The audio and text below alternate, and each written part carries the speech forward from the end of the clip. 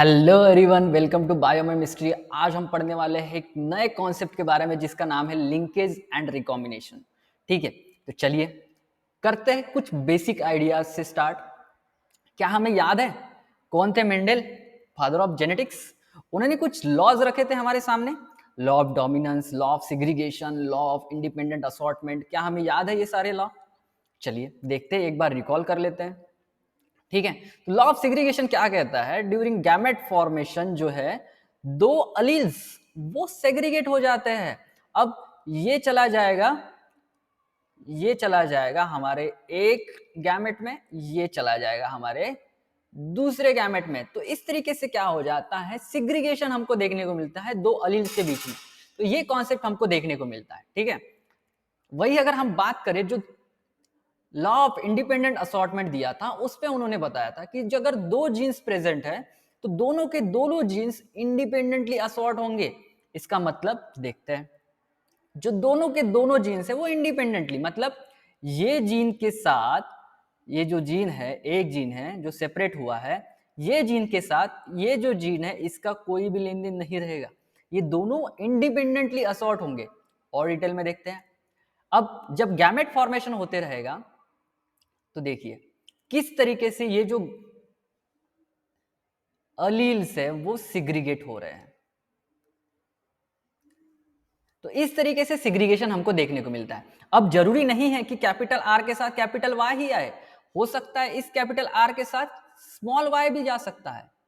मतलब independently assort हो रहा है, ऐसा फिक्स नहीं है कि जिसके साथ यही जाएगा। मतलब ये जो जीन है वो दूसरे जीन को कंट्रोल नहीं कर सकता है। यही है लॉ ऑफ इंडिपेंडेंट असॉर्टमेंट।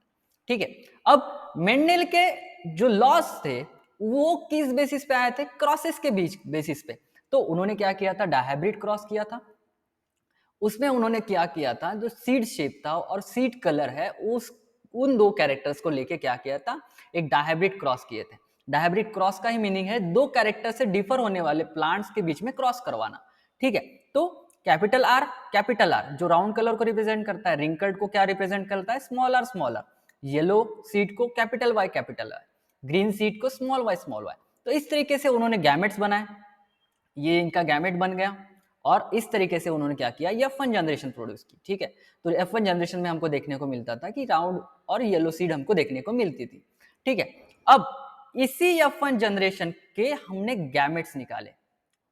ठीक है, तो जब हमने इस जो F1 जनरेशन है जिसमें राउंड सीड और येलो कलर हमको देखने को मिलता था, उसके गैमेट्स हमने जब देखे तो हमको देखने को मिला capital R capital Y, small Y, capital R small R capital Y.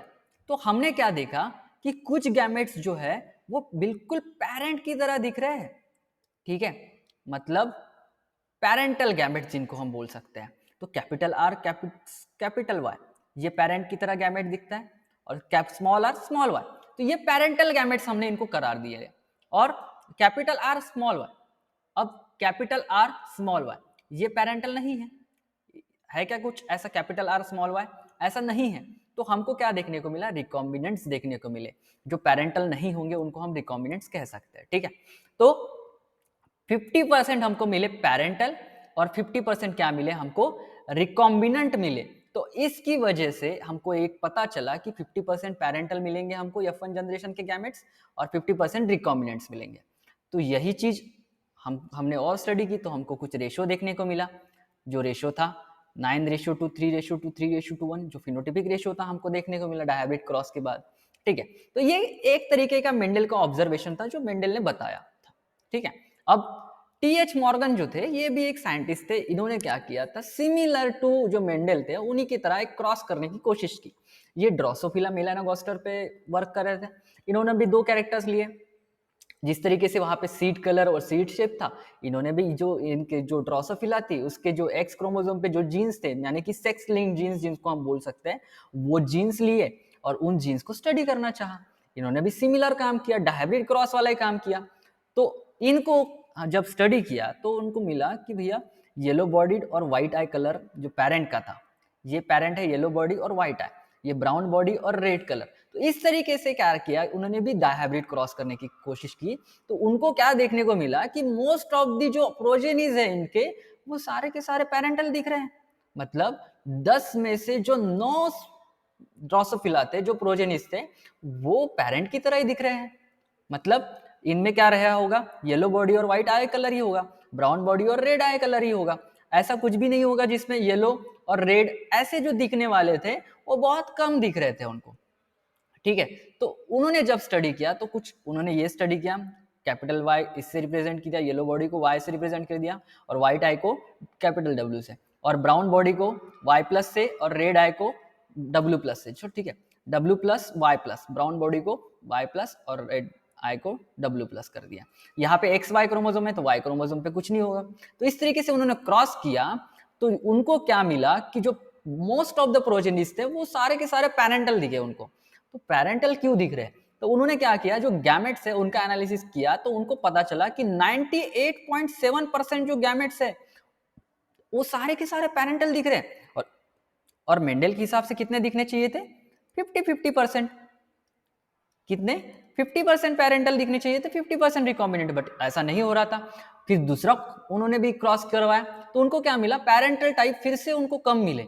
ठीक है, और रिकॉम्बिनेंट्स क्या मिले, सॉरी पैरेंटल टाइप बहुत ज्यादा मिले और रिकॉम्बिनेंट्स क्या मिले, बहुत कम मिले। तो इस तरीके से उनको ऑब्जर्वेशन आया। ठीक है, तो उनको एक कॉन्सेप्ट पता चला। ठीक है, तो वो कॉन्सेप्ट क्या था वो देखते हैं। ठीक है, अब मियोसिस के दौरान एक पैचिटिन नाम की स्टेज होती है।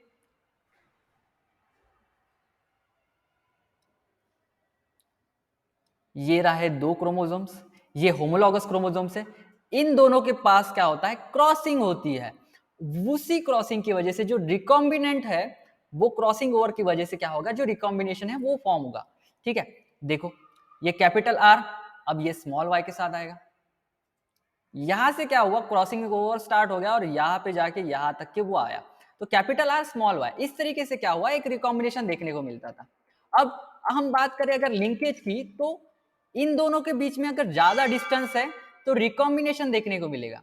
अगर कम डिस्टेंस है तो इनको रिकॉम्बिनेशन होने के चांसेस बहुत कम हो जाएंगे। तो इस तरीके से क्या होगा, हम इस टर्मिनोलॉजी को बोल रहे थे लिंकेज। इसी को हम क्या बोलते थे, लिंकेज बोलते थे। और लिंकेज जहां पे प्रेजेंट होगा वहां पे रिकॉम्बिनेशन नहीं होगा। तो इसी तरीके से क्या होगा, जो रिकॉम्बिनेशन है वो कम हो जाएगा। ठीक है, तो इनवर्सली प्रोपोर्शनल है, लिंकेज की वजह से रिकॉम्बिनेशन क्या हो गया, कम होता है। ठीक है, तो यही हमको चीज देखने को मिली। अब मॉर्गन के एक स्टूडेंट थे अल्फ्रेड स्टूटवर्ट, इन्होंने क्या किया, उनके एक्सपेरिमेंट को स्टडी करना चाहा। तो उनको क्या मिला, जिस केस में उनको रिकॉम्बिनेंट्स ज्यादा मिलते थे उनके जो जीन्स थे वो दूर दूर होंगे, ये उनको पता चला। तो उन्होंने क्या किया, जो क्रोमोसोम है उस पर मैप करना स्टार्ट कर दिया कि अगर रिकॉम्बिनेंट्स केस जब हम 2 कैरेक्टर्स को कंसीडर करते हैं और उनमें रिकॉम्बिनेंट ज्यादा मिल रहे हैं, मतलब वो जो 2 जीन्स है वो क्या रहेंगे, दूर दूर रहेंगे। और जिनमें रिकॉम्बिनेशन कम है उनमें क्या मिलेगा हमको, जो लिंकेज है वो ज्यादा देखने को मिलेगा। तो ये पास में है ए और सी, इनके बीच में रिकॉम्बिनेशन फ्रीक्वेंसी क्या रहेगी, कम रहेगी as compare to this. AD में रिकॉम्बिनेशन बहुत ज्यादा मिलेंगे हमें। ठीक है, तो इस तरीके से उनका एक एनालिसिस था और इस बेसिस पे ही हम क्या कर सकते हैं, अब क्रोमोसोम पे जीन पास में है या दूर है ये पता कर सकते हैं। पास में होंगे तो रिकॉम्बिनेशन फ्रीक्वेंसी कम होगी और दूर होंगे तो रिकॉम्बिनेशन फ्रीक्वेंसी ज्यादा होगी। यही कॉन्सेप्ट लेके उन्होंने क्रोमोसोम मैपिंग स्टार्ट कर दिया और उसमें पता किया कि कौन सा जीन कहाँ पे प्रेजेंट होता है। इस तरीके से ये जो क्रोमोसोम मैपिंग है वो स्टार्ट हो गया, लिंकेज और रिकॉम्बिनेशन इस तरीके से होता है।